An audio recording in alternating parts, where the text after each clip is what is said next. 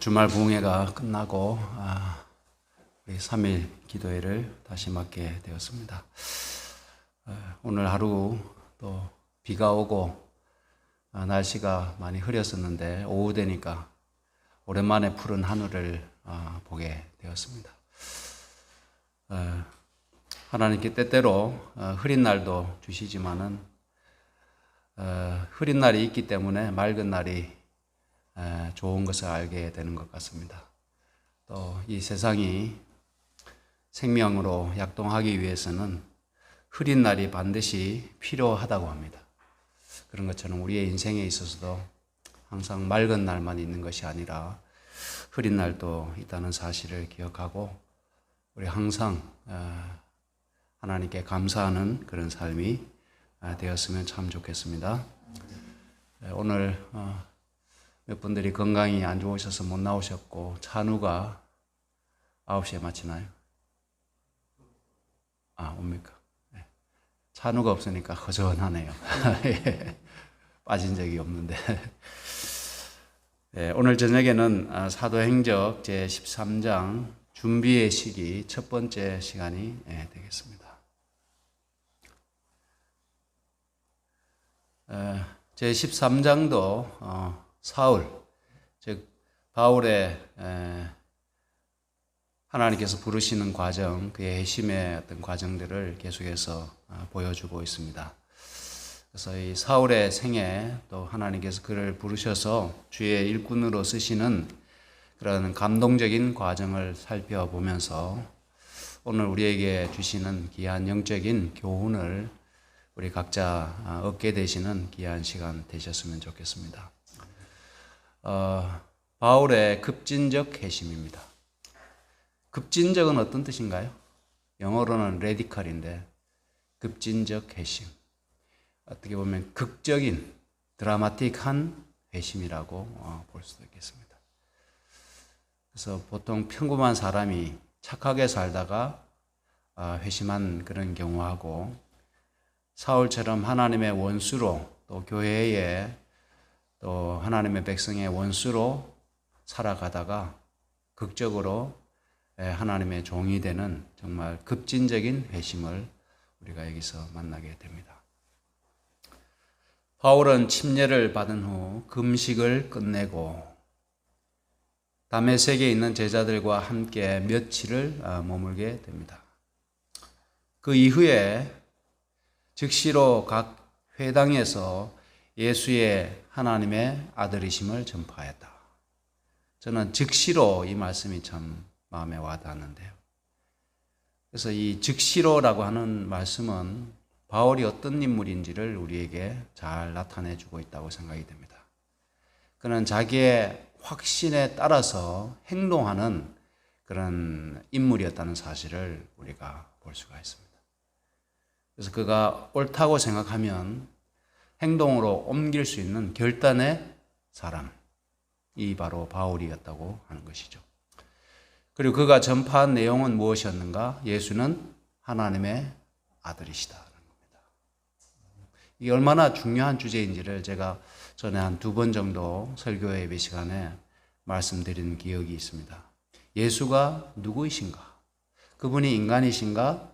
하나님이신가? 하는 것이 얼마나 우리 기독교에 있어서 우리의 구원에 있어서 중요한 주제인지를 우리가 알 수가 있는데 바울이 바로 그 주제로 회당에서 그가 확신한 것을 전파하기 시작했습니다. 바울은 나사렛 예수가 오랫동안 고대하던 메시아, 즉 성경대로 우리 죄를 위하여 죽으시고 장사 지낸 바 되었다가 사흘 만에 다시 살아나시고 후에 12제자와 다른 사람들에게 보이신 분이라고 담대히 선언하였다. 그리고 바울은 맨 나중에 만삭되지 못하여 난 자 같은 내게도 보이셨느니라. 그래서 정말 자기 스스로 그가 예수를 만난 이후에 그 자신을 바라보는 시각이 많이 변했음을 알 수가 있습니다. 그 전에는 자부심, 그가 어떻게 보면 이 자부심에 가득 차 있는 인물이었는데 예수를 만난 이후에 그가 아마 그 밝은 광채 앞에 자기 스스로가 노출되었을 때, 대면했을 때 자기가 마치 썩은 듯 하였고, 그렇죠? 자기의 모습이 마치 썩은 듯 하였고, 정말 쓰레기와 같은 자신의 존재를, 죄인 중에 가장 괴수인 자기 자신을 보게 되었습니다. 이게 예수를 진정으로 만났을 때 나타나는 현상입니다. 그래서 우리가 우리 스스로 생각할 때 아직도 자부심에 가득 차 있다면 교만함과 또 완고함으로 가득 차 있다면 우리가 어쩌면 예수님을 제대로 못 만났을 수도 있다고 하는 것입니다. 그래서 바울은 맨 나중에 만삭되지 못하여 난자 같은 내게도 보이셨느니라. 마지막으로 정말 좀 육삭, 칠삭동이처럼 이 세상에 부족하게 태어난 자신에게도 나타내 보여주셨다라고 이렇게 소개하고 있습니다. 바울의 회심의 소식은 유대인들에게 매우 빅 뉴스, 크게 놀라게 한 어떻게 보면 탑 뉴스가 되었습니다.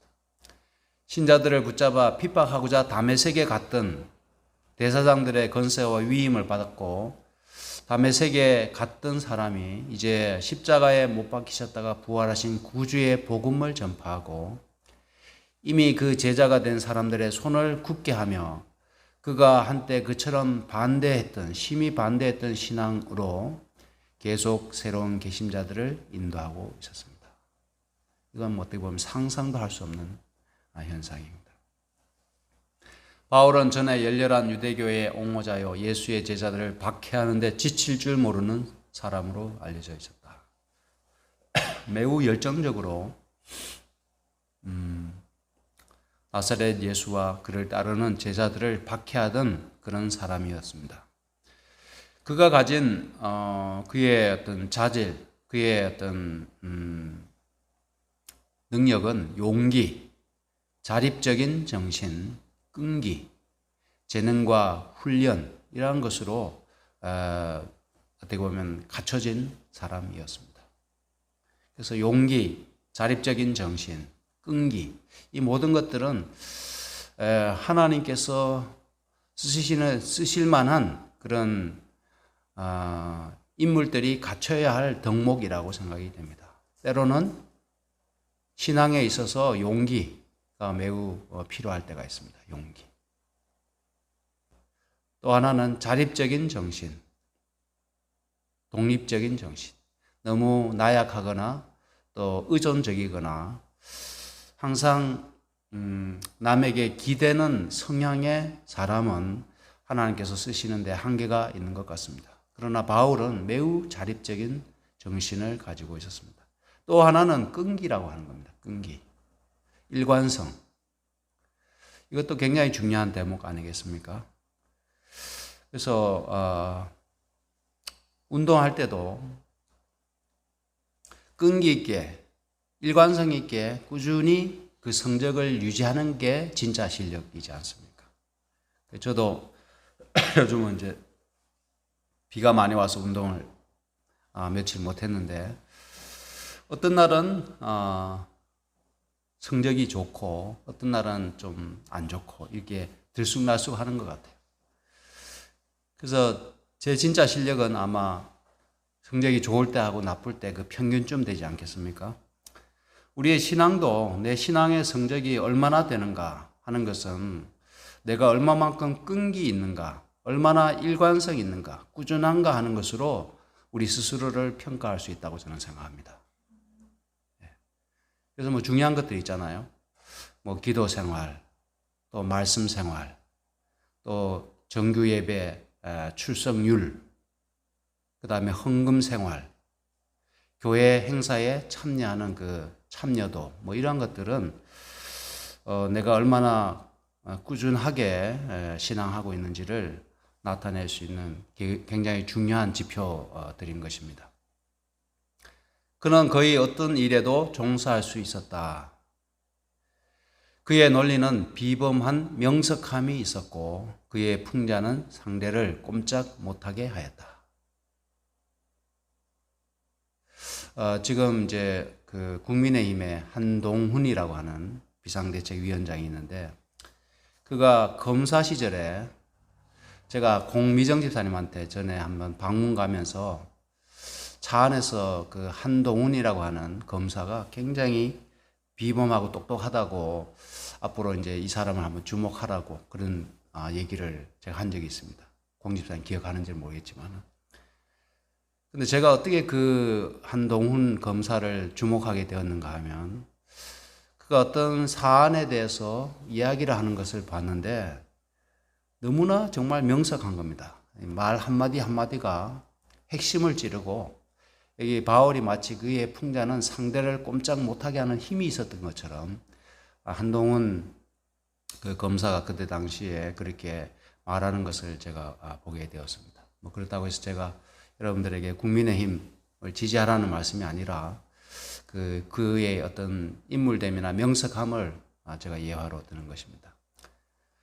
그런데 이제 유대인들은 특출하게 전도 유망한 이 젊은이가 전에 박해하던 사람들과 연합할 뿐 아니라 담대히 예수의 이름으로 전도하는 것을 보았다. 자, 이제 주의 섭리입니다.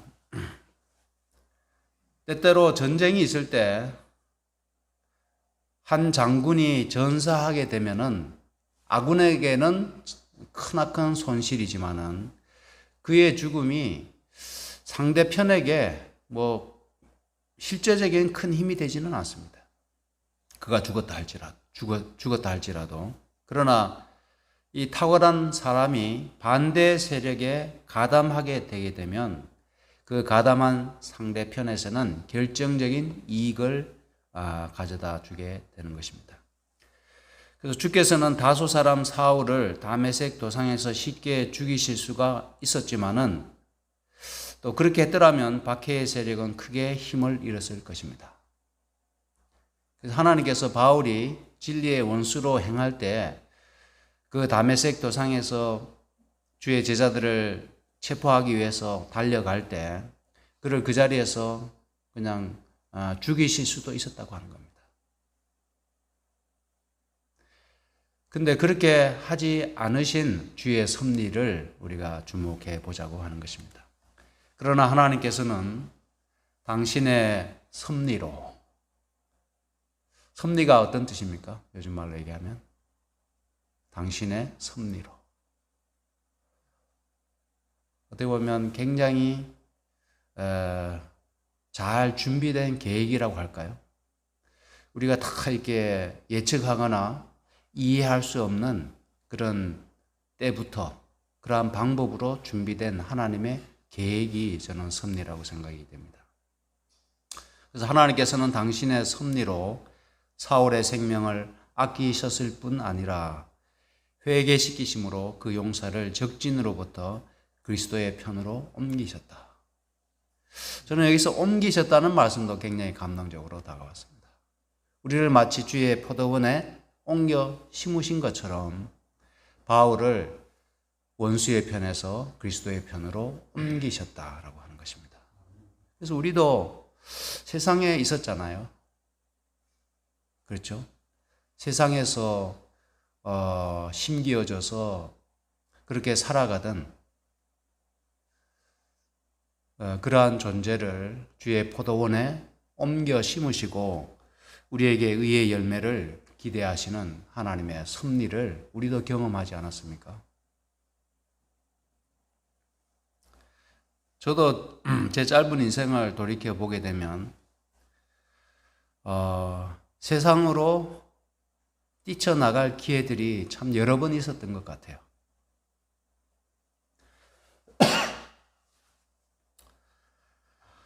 그런데 지금까지 주의 몸된 교회에 거하면서 또 일원으로 살아가면서 주의 교회를 섬길 수 있는 이 거룩한 직분을 주신 것은 하나님의 섭리라고 생각이 됩니다. 제 계획이 아니라 하나님의 섭리, 하나님의 은혜 아니겠습니까? 단호한 목적과 불효불글의 용기를 가진 웅변가요, 통렬한 비평가인 바울은 초대교회가 필요로 한 모든 자격을 구비하고 있었다. 그가 얼마나 정말 초대교회에 꼭 필요한 인물이었는지 하나님께서 너무나 잘 아셨기 때문에 그를 회심시키셔서 주의 의의 일꾼으로 삼으셨다라고 하는 것입니다. 아마 여러분과 저를 부르신 목적도 바울과는 비교할 수 없겠지만 우리가 하나님의 뜻과 목적이 분명히 있다고 저는 생각합니다. 우리 동마산교회를 위해서 언제부터 언제까지 이 교회를 받들어 섬기도록 여러분을 부르셨다는 것은 너무나 분명한 사실입니다.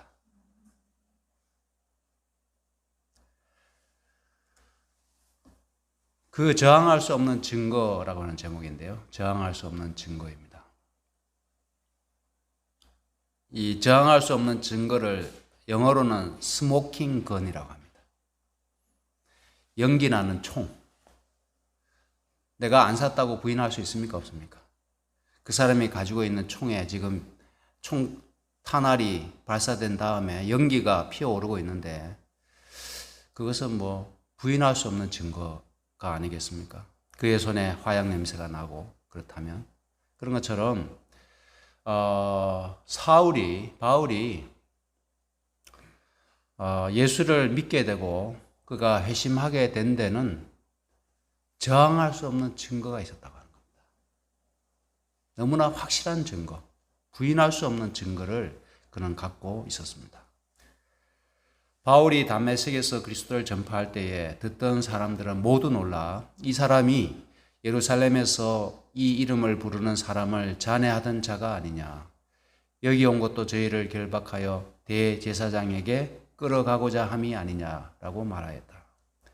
바울은 그의 계종이 충동이나 광신으로 말미암은 것이 아니요 저항할 수 없는 증거로 이루어진 것이라고 선언했다. 확실한 증거가 있었다는 겁니다. 그가 그 모든 과거로부터 새로운 삶을 선택하게 된 용기를 낼 수 있게 한 저항할 수 없는 증거가 있었다고 하는 것이죠. 여러분은 그런 증거를 갖고 계신가요?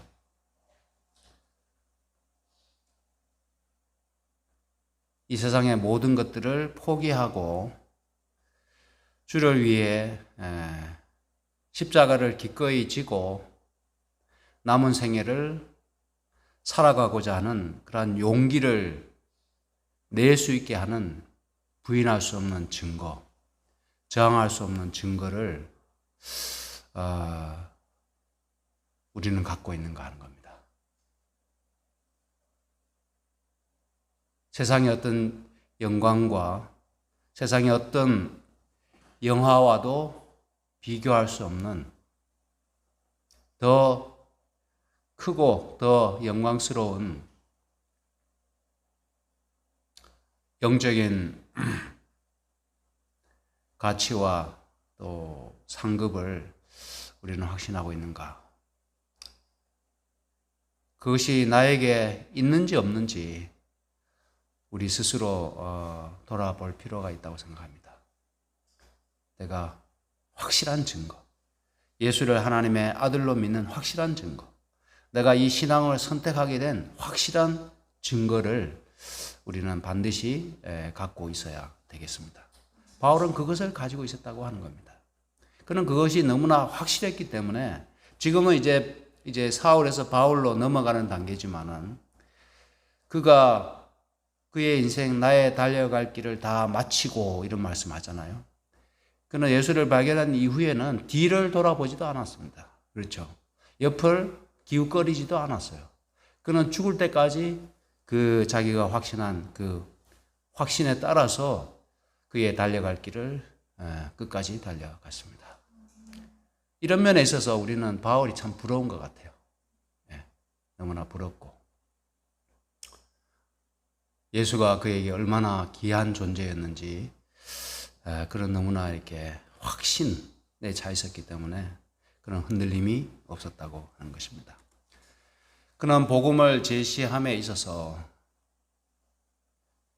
그리스도의 초림에 관한 예언들을 밝히고자 노력하였다. 복음을 제시할 때 어떤 주제를 가지고 사람들에게 전했는가? 그리스도의 초림에 관한 예언들을 밝히고자 노력하였다.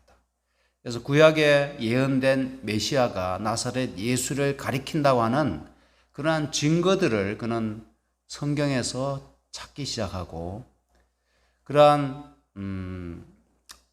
말씀을 이제 해당해서 그가 전하게 되게 되는 것입니다.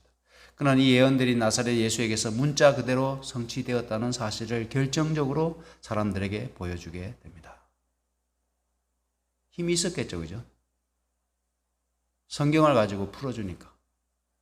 엠마오로 가는 두 제자에게 예수님께서 성경으로 풀어주실 때 그들의 마음이 뜨거워졌던 것처럼 이 비범한 바울이 성경에 정통했던 바울이 사람들에게 구약에 예언된 메시아가 바로 나사렛 예수라는 사실을 사람들에게 증명했다고 하는 것입니다.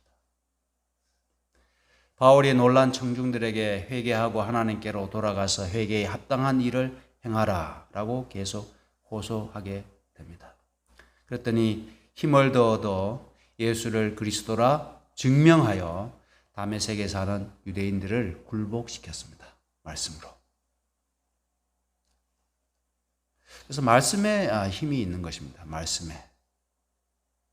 그래서 하나님의 말씀, 그 말씀이 그 자체가 능력이 있고 그 자체의 생명력이 있기 때문에 그 말씀으로 사람들이 굴복하게 되고 그 말씀을 통해서 사람들에게 변화가 일어나게 됩니다.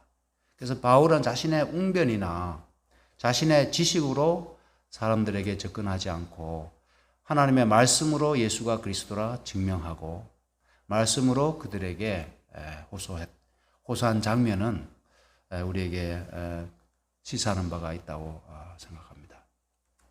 그랬는데 그 결과가 유대인들은 여전히 그를 반대하게 됩니다. 거절 그리고 증오와 반대. 그래서 많은 사람들이 마음을 굳게 하여 그의 기별을 받기를 거절하였으므로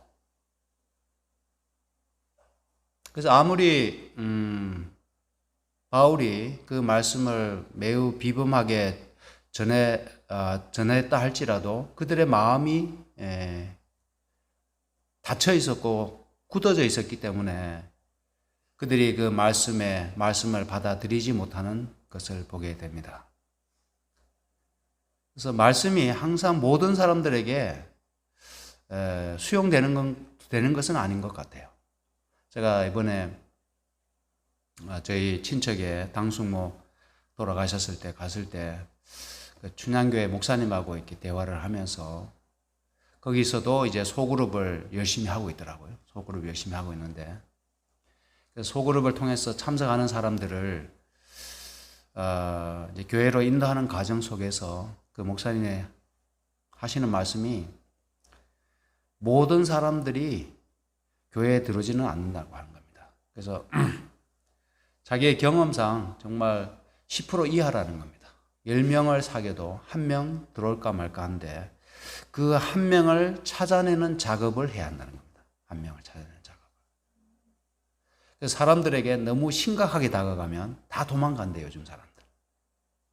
근데 이제 같이 여행을 한다든지 우리 같으면 쑥뜸을 하면서 가볍게 사모님 참 이렇게 신앙하니까 너무 좋아요. 한번 교회 한번 나와 보세요. 이렇게 가볍게 던지게 되면 그쪽에서 반응을 보인다는 겁니다. 어떻게 반응을 보이는가 하면 그 마음에 영적으로 준비되었거나 그가 복음의 수용성이 있는 사람은 긍정적인 신호를 보내고 그렇지 않은 사람은 여기 나오는 사람들처럼 그냥 마음을 굳게 해서 복음을 거절한다고 하는 겁니다. 그래서 우리가 낙심할 필요가 없는 것이 뭔가 하면 예수님께서도 이 땅에 계시면서 복음을 전파하셨지만은 천국 복음을 전파하셨지만은 다 받아들이지 않았지 않습니까? 노아가 120년 동안 전파해도 그들이 다 받아들이지는 않았잖아요. 그래서 우리도 사람들과 접촉할 때 이분이 준비된 사람인가, 또 하나님의 복음에 대하여 열린 사람인가 하는 것을 우리가 확인하는 작업이 필요하다는 거죠. 고구마 전도법에 보면 찔러보는 거잖아요. 그죠? 찔러보는 거죠. 근데 우리가 찔러보지도 않으면 안 된다는 겁니다. 그래서 내가 사귀는 사람, 내 주변에 있는 사람들에게 어떻게 해야 되는가 하면 자꾸 찔러봐야 한다는 거죠. 그래서 찔렀는데 안 들어가면 아직 덜 익은 거잖아요. 그러면 더 기도하고 더 사귀고 더 사랑을 나누는 가운데 또 한참 지난 다음에 또 찔러봐야 되겠죠. 그래서 그러한 어떤 작업들이 계속될 때 하나님께서 딱 우리에게 연결시켜 주시는 한 영혼을 우리가 만날 수 있다고 하는 것입니다. 그래서 바울이 그렇게 정말 놀라운 말씀을 증거했을 때 그들의 마음이 거절하고 오히려 증오와 반대를 나타내게 됩니다. 그래서 반대가 너무나 맹렬히 일어났으므로 바울은 다메섹에서 일을 계속할 수 없게 됩니다. 그래서 바울이 너무나 이제 강력하게 사람들에게 영향을 미치고 있었기 때문에 유대인들이 그를 어떻게 보면 극렬히 반대하고 그를 죽이고자 하는 그런 위협이 있었기 때문에 하나님께서 그를 대피시키는 그러한 모습을 보게 됩니다. 그래서 바울이 이동한 것은 이제 아라비아 사막으로 이동하게 됩니다. 하늘에서 온 사자가 당분간 떠나라고 명하였으므로 그는 아라비아로 가서 거기서 안전한 피난처를 찾았다.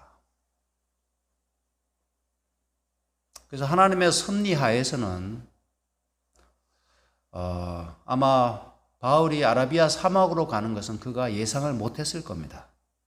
그 시나리오는 사울이 예상치 못한 시나리오입니다. 근데 우리가 전체적으로 사울의 생애를 봤을 때, 바울의 생애를 봤을 때, 이 아라비아 사막에서 보낸 3년은 그가 보다 더 잘 준비되는 데 있어서 결정적인 역할을 하게 됩니다. 그래서 하나님의 섭리하에서는 허튼 시간이나 허튼 경험이 없다고 하는 것입니다. 그래서 우리가 모든 상황을 주의 뜻으로 받아들이고 하나님께서 이 경험을 통해서 나를 어디로 인도하시는지를 우리가 정말 믿음으로 예상하면서 하나님을 신뢰하는 마음으로 순종하며 따라가는 자세가 필요하다는 겁니다. 우리 생애도 마찬가지입니다. 바울이 여기서 무엇을 했는지 좀 살펴보겠습니다. 이 한적한 광야에서 바울은 조용히 연구하고 명상할 기회를 가졌다. 아마 이렇게 조용하고 한적한 곳에 살지 않았던 것 같아요, 바울은. 그죠? 지금까지는 그가 정말 너무나 열정적으로 열심히 살았기 때문에 정신없이 살았던 사람입니다. 그런데 아라비아 사막에서 그는 정말 그의 인생에 있어서 조용한 시간, 명상할 그런 기회를 가지게 됩니다. 그러면서 그의 과거의 경험을 조용히 회개하고 완전히 회개하게 됩니다. 그래서 앞에도 그가 회개했죠. 근데 아라비아 사막에 가서 그가 완전한 회심을 경험하게 되었다는 겁니다. 그의 회심의 경험이 더 깊어졌다는 것이죠. 그는 그의 회개가 간합되어 그의 죄가 용서받았음을 알 때까지 마음을 다하여 쉬지 아니하고 하나님을 찾았다. 우리가 제가 핑크색으로 표시한 이 부분이 우리의 개인의 어떤 회심을 위한 기도의 자세 혹은 기도의 내용이라고 저는 확신합니다. 그래서 바울이 보여주고 있습니다. 이것은 본보기, 우리가 확실한 본보기입니다. 그는 그의 회개가 간합되어 하나님께 간합되어 그의 죄가 용서받았음을 알 때까지 마음을 다하여 쉬지 아니하고 하나님을 찾았다. 그는 예수께서 장차 그의 봉사에 그와 함께 하신다는 보증을 얻기를 갈망하였다. 그래서 기드온이 미디안과의 싸움에 있어서 그가 두려웠잖아요. 그래서 하나님께 계속해서 보증을 보여주시기를 그렇게 간구했던 것처럼 바울도 마찬가지로 그러한 보증, 하나님이 함께 하신다고 하는 그 확신을 얻게 되기까지 하나님께 기도했다고 하는 것입니다. 그래서 우리의 기도가 이런 깊이 있는 기도, 하나님 앞에 1대1로 나아가서 하나님께서 나를 용서하시고 온전히 받으셨다는 확신이 들 때까지 우리의 개인의 기도의 골방에 들어가는 경험이 우리에게 있어야 되겠습니다. 우리가 너무 분주하잖아요. 현대인의 삶이. 우리의 가정에서도 우리가 홀로 조용히 이렇게 명상할 시간이 과연 얼마나 있습니까? 뭐 일하는 중에 낮 시간에는 더구나 말할 것도 없고 저녁 시간조차도 우리가 그렇게 되지 않습니까? 그래서 우리가 이러한 바울이 가졌던 그러한 조용한 시간, 뭔가 명상하고 하나님 앞에 조용히 나아가는 또 무릎 꿇는 엎드리는 그런 경험이 우리에게 반드시 필요하다고 하는 것입니다. 그는 이제까지 그의 생애를 형성하였던 편견과 유전에서 벗어나 아마 이게 허물을 벗는 것처럼 또 그를 지금까지 어떻게 보면 그의 세계겠죠. 그를 이렇게 감싸고 있던 편견의 두터운 껍질에서 알이 마치 부화하는 것처럼 그가 그의 생애를 형성했던 편견과 유전에서 깨어나는 시기, 벗어나는 시기, 또 허물을 벗는 시기가 아라비아 사목에서 그가 경험하게 됩니다.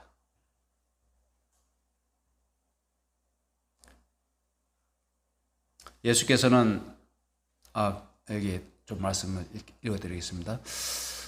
빈 마음으로 진리의 근원 되신 분에게서 교훈을 받았다. 예수께서는 그와 교제하시고 그를 신앙에 굳게 세우시며 그에게 풍성한 지혜와 은혜를 주셨다. 그의 마음이 이제 준비되었잖아요. 그의 마음이 깨끗하게 비워지고 빈 마음이 되었을 때 하나님과 교제하면서 이제 그냥 하나님의 은혜가 물밀듯이 밀려오는 겁니다. 인간의 마음이 하나님의 마음과 교제하고 유한한 자가 무한하신 분과 교제할 때 몸과 마음과 영혼에 임하는 결과는 뭐 할 수 없다고요? 측량할 수 없다. 어떻게 보면 감당할 수 없을 만큼 그렇게 밀려드는 것이죠. 이와 같은 교제의 최고의 교육이 있다. 이것이 개발시키시는 하나님의 방법이다. 하나님이 어떻게 사람을 변화시키시는가? 어떻게 한 사람의 생애를 급격한 회심으로 인도하시는가 하는 것을 우리가 잘 보게 됩니다. 그래서 바울만큼 극적인 회심을 경험한 인물도 성경에 드문 것 같은데요. 그래서 우리 모두에게 진정한 회심의 경험이 반드시 있어야 되겠습니다. 오늘날 교회에 참된 회심을 경험하지 못한 그리스도인들이 너무나 많다고 하는 것입니다. 그 회심하지 아니한 그리스도인들이 이 교회의 많은 문제들을 일으키고 있다고 예언의 신에서는 경고하고 있습니다. 저는 이 바울의 아라비아 광야에서의 경험이 참 바울이 지난 생애에서 그가 배웠던 것보다 그 3년의 시간 동안 하나님 앞에 개인 교습을 받으면서 그가 더 많은 것들을 깨우치고 배우게 되는데 그와 동일한 경험을 했던 먼저 선지자가 한 명 있었습니다. 누구입니까? 모세잖아요. 그래서 모세도 참 어떻게 보면 바울보다 더 위대한 선지자 아닙니까? 구약의 기초를 놓은 인물이 모세 아닙니까? 모세오경. 신약 성경의 기초를 놓은 분이 누굽니까? 바울이잖아요. 근데 모세의 경험도 광야에서 미디안 광야에서 그가 어떤 경험을 했는지 여기 부조와 선지자에 소개되어 있는데 제가 빨리 소개해 드리겠습니다. 한번 여러분들 주목해서 보시기 바랍니다. 사면이 산으로 둘러싸인 한적한 곳에서 모세는 홀로 하나님과 함께 있었다. 아마 모세도 거기 가서 비로소 조용한 시간을 갖게 되고 하나님 앞에 홀로 나아가는 경험을 하게 됩니다. 그전에는 궁궐에 있었잖아요. 그죠? 많은 사람들 틈에 있지 않았습니까? 애굽의 장엄한 신전과 그곳의 미신과 허위가 더 이상 그의 마음에 영향을 미치지 못하는 곳에 있었습니다. 영원한 산들의 장엄함 속에서 그는 지극히 높으신 분의 위엄을 바라보며 그와 대조해 볼 때 애굽의 신들이 얼마나 무력하고 하찮은지를 깨달았다. 도처에 창조주의 이름이 기록되어 있었다. 모세는 그분이 임재해 계시는 곳에 서 있는 것 같았고 그가 하나님의 임재를 강하게 느끼게 되었습니다. 홀로 광야에 있으면서 그가 하나님의 임재 바로 곁에 있는 것처럼 그렇게 느껴졌어요. 그분의 능력으로 둘러싸인 것 같았다. 여기서 그의 자존심과 자부심은 완전히 일소되었다. 마치 바울이 편견과 그의 자부심이 깨어지고 새로운 사람으로 태어났던 것처럼 모세도 마찬가지입니다. 그의 자존심과 자부심은 완전히 일소되었다. 단순하고 소박한 광야 생활을 통해서 애굽의 안일과 사치의 결과들은 다 없어지고 말았다. 모세는 참을성 있고 경건하고 겸손하게 되어 그의 온유함이 지면의 모든 사람보다 승하게 되었다. 그러면서도 능하신 야곱의 하나님께 대한 믿음이 강하게 되었다. 그도 회심을 경험했다는 겁니다. 그래서 유용하게 쓰일 수 있는 사람들은 모두 엄격한 정신적, 도덕적 훈련을 받아야 합니다. 그래서 예수님께서도 광야에서 40일간 금식하셨잖아요. 그분의 광야의 어떤 40일간의 금식 기도가 모세가 경험했던 미디안 광야에서 40년, 바울이 경험했던 아라비아 광야에서 3년의 경험을 예수님께서 40일간 압축적으로 그분께서 경험하셨음을 알 수가 있습니다. 그래서 유용하게 쓸 수 있는 사람들은 모두 엄격한 정신적, 도덕적 훈련을 받아야 합니다. 자신을 부인하고 빈 마음으로 하나님 앞에 나아가서 하나님의 임재 가까이에 선 경험, 하나님을 만난 그러한 경험을 통해서 과거로부터 새로운 사람으로 과거의 껍질을 벗고 옛 사람의 옷을 벗어버리고 새 사람으로 거듭나는 그러한 경험이 반드시 있게 되게 될 때 유용한 하나님의 의의 도구로 사용되어지게 된다고 하는 것입니다.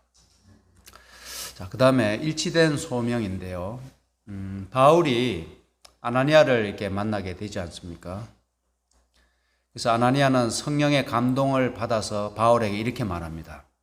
우리 조상들의 하나님이 너를 택하여 너로 하여금 자기 뜻을 알게 하시며 저 의인을 보게 하시고 그 입에서 나오는 음성을 듣게 하셨으니 너가 그를 위하여 모든 사람 앞에서 너의 보고 들은 것의 증인이 되리라. 이제는 왜 주저하느냐 일어나 주의 이름으로 불러 침례를 받고 너의 죄를 씻으라. 아나니아가 바울이 하는 말씀이 하나님께서 너를 증인으로 택하셨다고 하는 것입니다. 이 말씀은 예수께서 친히 하신 말씀과 어떻게 했어요? 일치됩니다. 일치. 제가 제목을 일치된 소명이라고 적어봤는데 소명이라고 하는 것은 저 사람이 소명을 받은 사람인가 아닌가 하는 것은 최소한 자기만의 생각이어서는 곤란하다고 하는 겁니다. 소명이라고 하는 것은 하나님께서 나를 부르셨다고 하는 개인적 확신뿐만 아니라 동료 사람들로부터도 그가 부름받은 사람이라고 하는 동일한 어떤 그 소명의 확신을 사람들로부터 확인할 수 있어야 한다는 겁니다.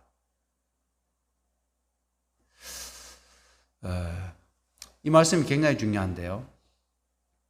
그래서 하나님께서는 어떤 사람을 부르셨을 때 모세가 이스라엘 백성들의 이제 지도자가 되지 않습니까? 지도자가 되고 또 바울이 신약 교회의 지도자가 되게 되는데 그의 소명은 단순한 개인적 소명에만 머물지 않고 많은 사람들로부터 그가 소명받은 인물이라고 하는 확신을 주었다고 하는 겁니다.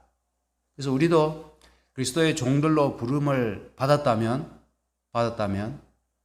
사람들로부터 저가 부름받은 하나님의 사람인 것을 우리가 어떻게 해야 될까요? 확신시킬 수 있어야 한다는 겁니다. 말로서뿐만 아니라 삶으로서 확신시킬 수 있어야 한다는 것입니다. 네, 넘어가겠습니다. 바울이 이 일들을 깊이 생각할 때 그는 하나님의 뜻을 따라 그리스도 예수의 사도로 부르심을 받았다는 뜻을 더욱더 분명히 깨달았다. 사도로 부르심을 받은 것을 더욱더 분명히 깨달았습니다. 그래서 그는 말하기를 사람들에게서 난 것도 아니요 사람으로 말미암은 것도 아니요 오직 예수 그리스도와 하나님 아버지로 말미암은 것이었다. 자, 이제 말씀을 마치면서 이제 중보 기도를 좀 드리겠습니다.